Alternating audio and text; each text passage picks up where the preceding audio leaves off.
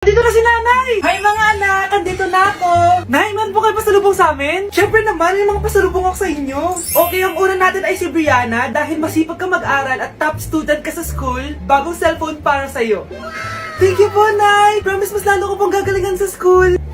Oh, eto naman ang para sa'yo. Diba mahilig ka sa mga damit? Ingatan mo yan ha. Gucci yan. Gucci. Hala, thank you, Nay! Solid! Magagamit ko to sa mga pormahan. Salamat po! At syempre, ang pinaka-paborito kong anak, si Kyle. Laptop para sa'yo, para makapag-games ka na. Oh, ito.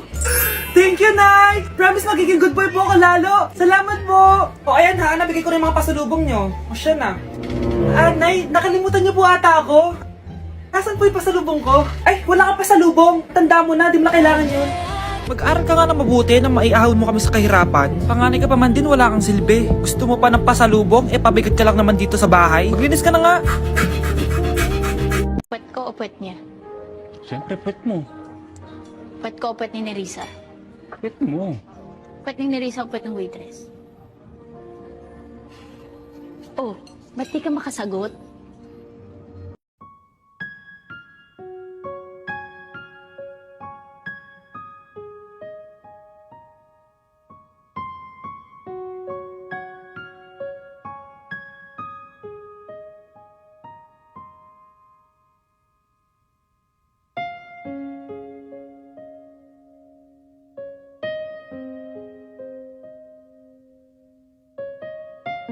Anak, gumawa na kayo ng assignment nyo. Aba, anong nakain ng mga to? Himala hindi nagsa-cellphone. Gusto kasi namin ng mataas na grades, Nay. True, Nay. At dahil dyan, deserve nyo ng ganito. Wow! Hashtag small wins! Mga anak, kain na! Ngayon, nakabili na ako ng bagong phone. Tagal ko din pinag-ipunan to, Nay, nakapasa kami sa defense namin. Makakatulog na ako ng maayos. Aba, parang kaya nyo na nang wala ako, Joke! O eto, reward ko sa inyo. Gutom na gutom? Mga anak, ang bilis niyo namang lumaki. Oo nga, Nay Piruin mo, may business na ako. Oh, Nay, may bahay na ako!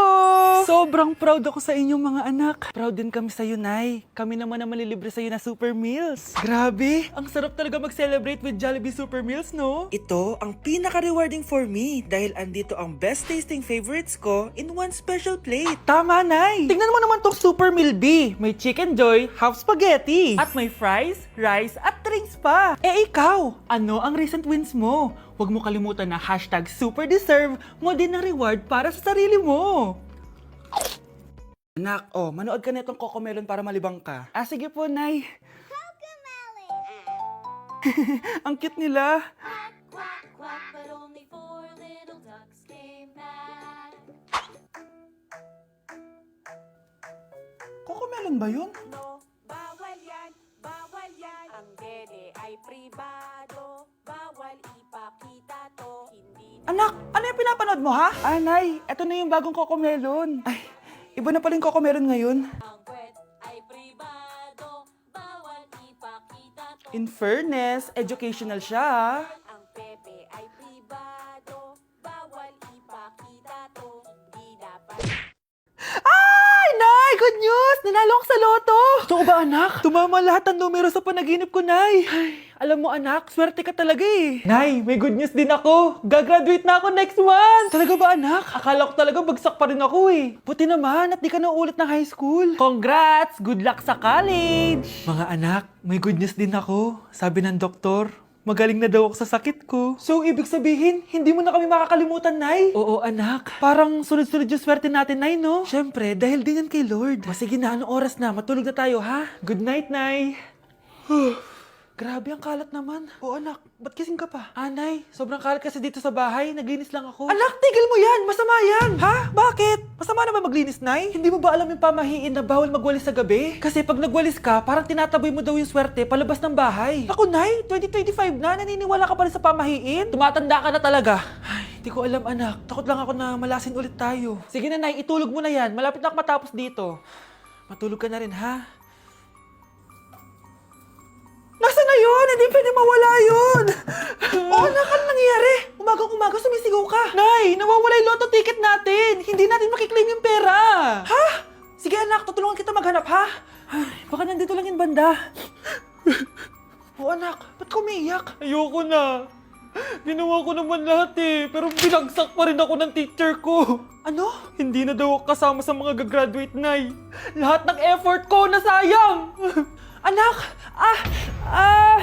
Nay, magpahinga ka muna. Ako na muna bahala dito. Ano na naman nangyayari sa pamilya natin? Anak? Scarlett? Kyle? Susan? Kamusta ka na? Dok? Ba't nandito ka? Dinalaw kita para kamustahin ka. Mga musta? Di ba sabi niyo magaling na ako, Dok? Yun din nakakala ko. Ha?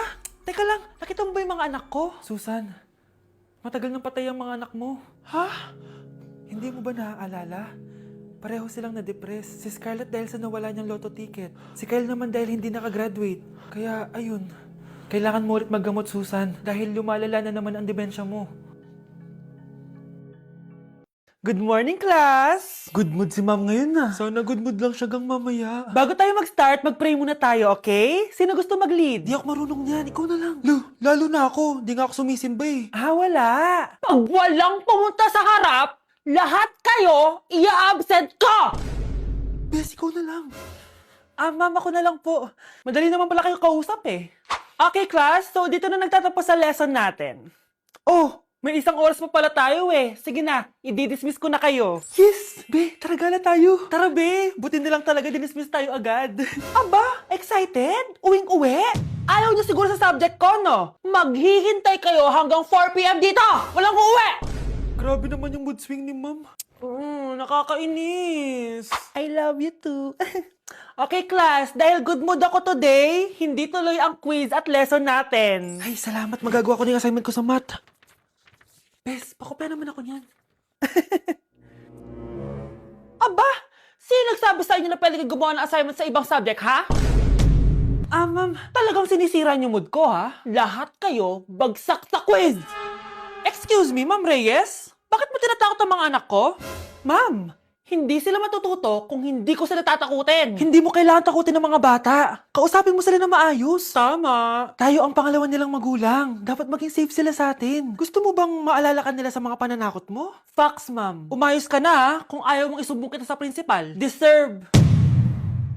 The kind I wanna feel again. Oh God, I wanna feel again. Be, ano yun? Bakit sila nakikiss? It must have been the wind. Guys, naiiyak ako ngayon. Sobrang lala na nangyari sa akin. Imagine, 8 a.m. yung flight namin mamaya ni Honey Bunch. Nandito pa kami sa Korea. Tapos, ang nangyari, oh my gosh, grabe. Sobrang nakaka-stress. Bumili kasi kami dito sa cosmetic shop na tier-tier. Tapos, edi may mga tax refund siya. Edi binigay ko yung mga passport namin, ganyan. Yung kay Honey Bunch na balik. Tapos ako, ang tanga ko kasi na-distract ako kay ate kasi marunong siya mag-Pilipino. Siyempre na-entertain ako ganyan. So, anong nangyari, inaya na ako umalis ni Honey Bunch. Hindi ko man lang napansin na hindi ko nakuha yung passport. Sobrang tanga. Kumain pa kami, naglibot-libot pa kami. Like, hindi ko man napansin. Pauwi na kami papuntang hotel. 600 pesos yung booking. 10 minutes lang kami nakasakay, tapos chinek ko yung bag ko. Sabi ko, bakit walang passport dito? Wala yung passport ko.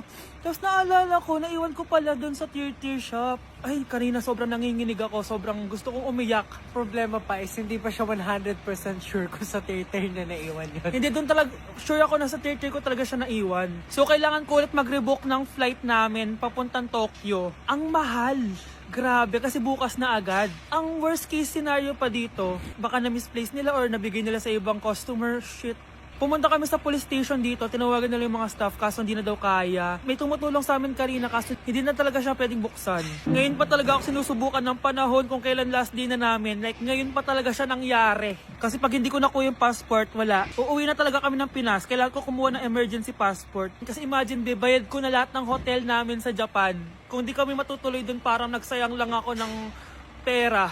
Guys, update ko kayo mamaya kung makukuha ko yung passport ko or kung matutuloy pa yung Japan trip namin. Guys, samahan niyo ako maglaba. Pero, mag-isa lang ako. Samahan mo ako, Bunch.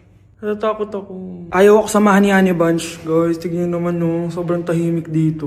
Ito na yung mga lalabhan, guys. And syempre, naglalaba tayo dito. Di naman tayo mayaman para araw-araw magpalit at bumili. Guys, nasa 8th floor na ako. Grabe, nakakatakot, oh.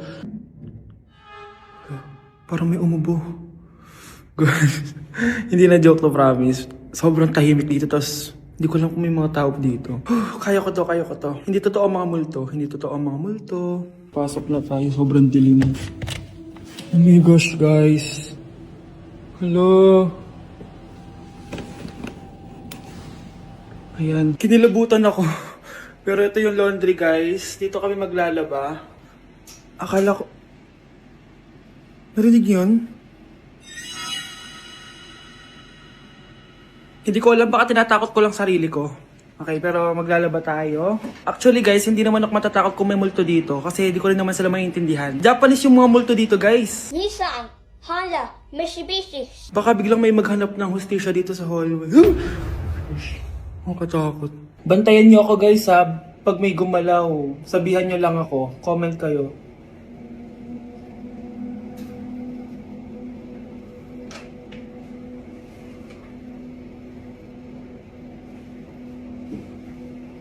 Babalik na ako sa hotel, guys. Hindi ko na kaya.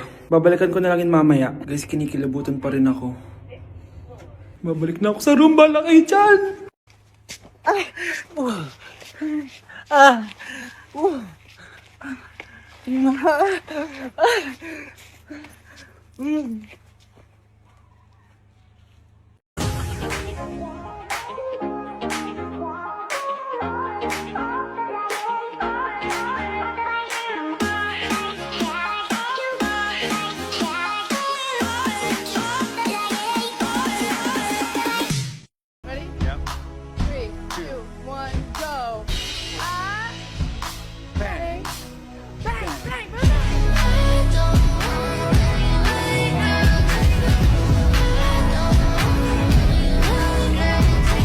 Yak! Ang cheap naman ang uniform nila. Mukhang maasim. Walang class. 2025 na, Android pa din ang cellphone. Kahit siguro Messenger naglalag dyan. Ang ganda nga ng uniform, ang sasama naman ng ugali. Naka-iPhone ka nga, talo ka pa din naman sa ML. Ipabuhat yarn. Ang baho siguro ng classroom nila, no? Tapos nag-aagawan pa sa electric fan kasi wala naman silang aircon. Feel ko pinapalo sila ng teacher nila kapag nagkakamali sila. Ang boring siguro sa classroom nila. Mas masaya pa rin talaga sa public school, no? Balita ko, mga korap mga magulang niyan. Kaya madaming pera. May araw din kayo, men. Nakatikim na kaya sila ng steak? Feel ko hindi nila afford. Nakatikim na kayo ng pagmamahal sa magulang? Oh! Sa pool! How dare you! Isang pitik ko lang, tumba ka na. Pipitik ka pa lang, tumba ka na. Tara na nga! At dahil magpapasko na at patapos na ang taon, i-share ko sa inyo ang mga naging achievements ko this year. Pero kada achievement, kakagat ako dito sa Chicken Joy. First achievement ko this year is yung nakapagpatayo ako ng sarili kong business, which is yung laundry shop ko. And thank you Lord kasi sobrang successful niya and manifest ko na more sales pa next year. Cheers! Second achievement ko this year is nakapag-travel ako sa maraming bansa this year. I know that Little Vince would be so proud of me kasi napupuntahan ko na yung mga lugar na hindi ko kayang puntahan dati. Cheers guys! At eto, super proud ako kasi natitreat ko na yung family ko. Nadadala ko sila sa mga lugar na gusto nilang puntahan at napapakain ko sila sa mga masasarap. Kaya naman today, bibili tayo ng fave nila. Tara, samahan niyo ako. This Christmas, gusto ko mag-band naman kami ng family ko kahit sobrang busy namin this year. This is why ang handaan namin is with Jollibee this Christmas season. Pinagsaluhan namin tong family super meal scene dahil meron na tong 6-piece Chicken Joy Bucket, Jolly Spaghetti Family Pan, 3 sides, and 3 drinks. Ayan! Everyone, kain na tayo! O diba, kita nyo naman mga reaction nila? Excited yarn? Aba, napaka-sweet pa rin no? Kahit 25 years na yan sila. Buti na lang bakasyon na ng mga kapatid ko at nakasama ko sila. Parang hindi palagi nag-aaway At syempre, papahuli ba kami sa eksena? Sobrang nakakatuwa talaga kapag nakakapag-banding kayo ng family mo. Ang sarap talaga sa feeling kapag kompleto kayo at masayang nagsasalo-salo sa pagkain. Sobrang happy ko dahil ang dami kong achievements this year. At pinramis ko sa sarili ko na mas gagalingan ko next year. Sa amin, part na talaga sa yearly tradition namin ng Jollibee. Hindi talaga tumawawala sa mesa namin.